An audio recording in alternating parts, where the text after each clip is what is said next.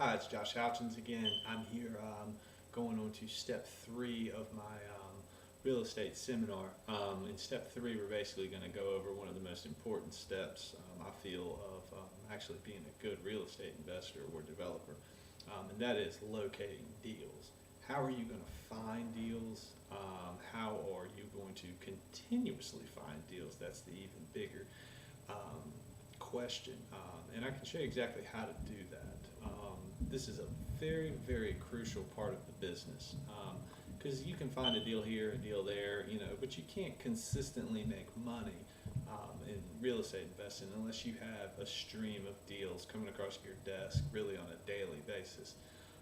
I typically look, between 4 to 9 deals a day. Um, Basically is what I do. I want to try to average closely to at least look on paper at 100 properties a month. Um, Ended up doing that. I probably picked 2 or 3 out of them. I usually try to cherry pick the better of the deals. As I've said in the other ones, I've done a lot of deals where I've made great money. I've done a few deals that I've lost money. I've made about broke even, pretty much wasted my time on a few deals as well too. So over the years, I've found a way to just weed out ones that are a potential risk, which it's never a guarantee, but the more you go on and the more experience you have, your risk kind of just goes away a bit. There are some uncontrollable factors in that, according, economic market and other world events, things of that nature, but, that's part of life. So basically getting back to finding your deals, how am I getting these deals presented to me? Well, one, like I said earlier, on your team, you got realtors. You got realtors out there hunting deals for you. That's going to take up about 40% of the deals that come across my desk. They shoot them to me. Hey, look at this. A lot of realtors will set you up on like an MLS search, and when certain stuff hits your criteria. I also look at different websites, Zillow, Realty Track, other auction sites, courthouse records. But typically one thing that I find that is fairly effective for me locating deals, and some of them aren't very accurate because this website does not actually, in my opinion, it's not to date updated. But I've found tons of deals, and people think I'm crazy for saying this, but using Zillow. What I do is I hone in on a certain area. And for me in Raleigh, it's in a certain area. I know the streets, and I kind of type in, say, a house that I did, I don't know, a few months ago. I'll type in the address, and then what I'll do is I'll start using the map, and I'll scope around the area. And what I do is I know this area so well that I will basically find a house that fits in the lower bracket of price. Um, Typically, these houses where I typically try to deal with don't stay on the market very long. Sometimes by the time they hit Zillow, they're out of it, or sometimes they're just deals that people just don't really know about. It could be a for sale by owner, so they didn't post it on the MLS, or they hadn't gotten around to it yet, or whatever for sale by owner website they used. It didn't populate to the MLS immediately, so you could hone in on it. So that's a good way I find probably, I don't know, 20–30% of my properties that way. And it sounds crazy, and it's somewhat of a time-consuming thing, but it's worth it every day. Usually in the morning and the evening before I leave, or before I go out the day, I will scope around and just try to locate, property. Sometimes even at night before I go to bed, I'll get on the iPad and I'll scroll around certain areas that I think are up and coming, or areas that I want to, do 5, 6, 7, 8 houses and boost my value. And that's one thing I like doing, is getting in a neighborhood, finding 4 or 5 deals, and kind of building the value. You sell your first one for, X dollars, and then, third or fourth one that you do in the same general area, you boosted that value up. So now you're at, 15, 20, 25% higher than your original sale, which, it helps the people who bought your house at the lower end of that. Even though you're still making money, just as you keep doing it, you're basically adding value to the other houses you do in the area. Another good way of finding deals is finding out attorneys in your area that handle a lot of estates. Estates could be a touchy situation, just depending on how many children are left, or whatever the case may be. But estate sales are awesome. I've done some of my biggest margin deals on estate sales, or people who have been moved out or moved out of state with their children, older people, and their children, don't want to have to deal with a property here. It might be a house they grew up in. Sometimes it's a little bit more emotional, but usually the time is that the people, don't really have the emotional ties to the property.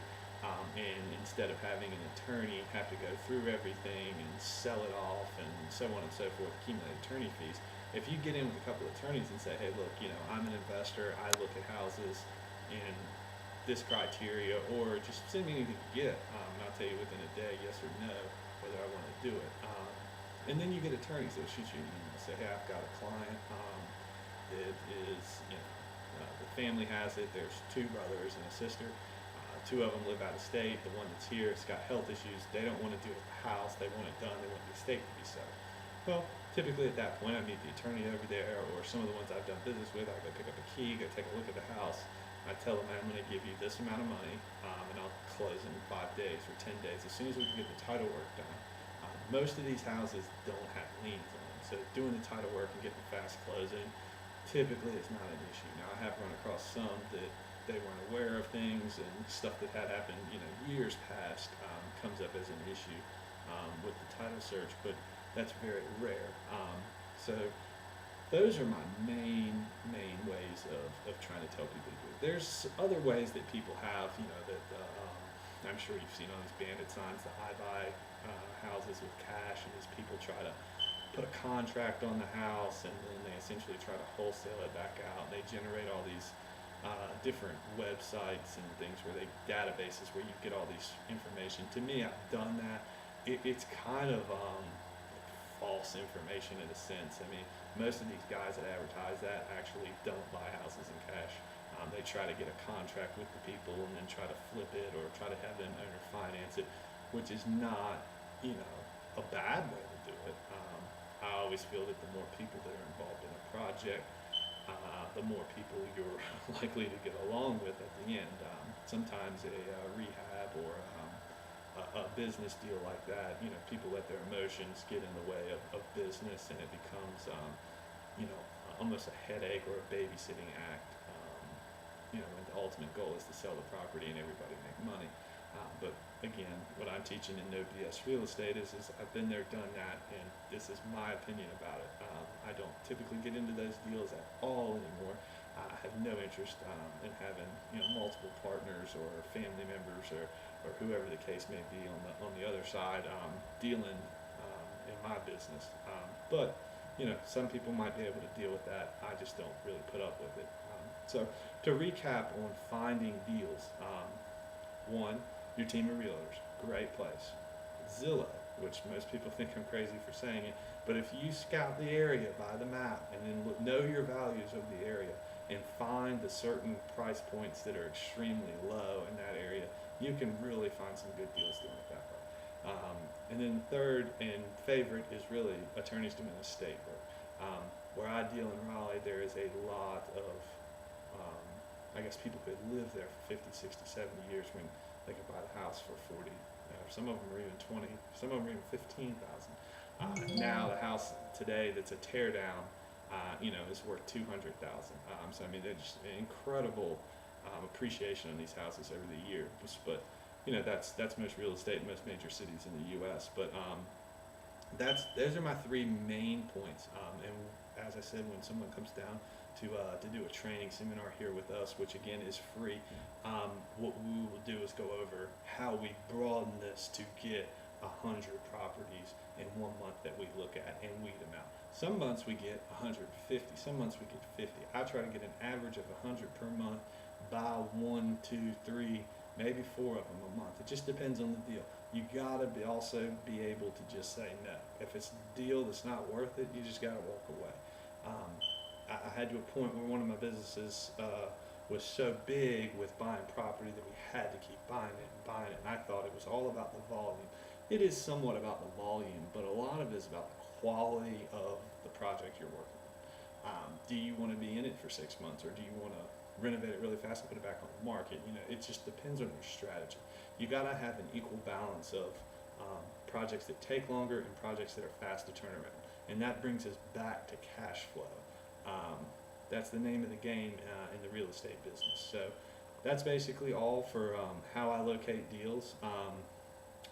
And stay tuned, and we'll go further with some of the other sections. And again, if you have any questions, concerns, or you want to ask me anything, or set up some time to come down and take a look at our projects, just feel free to email me, and we'll set up an appointment with you, and we'll be happy to show you what we're doing and go over the rest of the seminar with you. Thank you.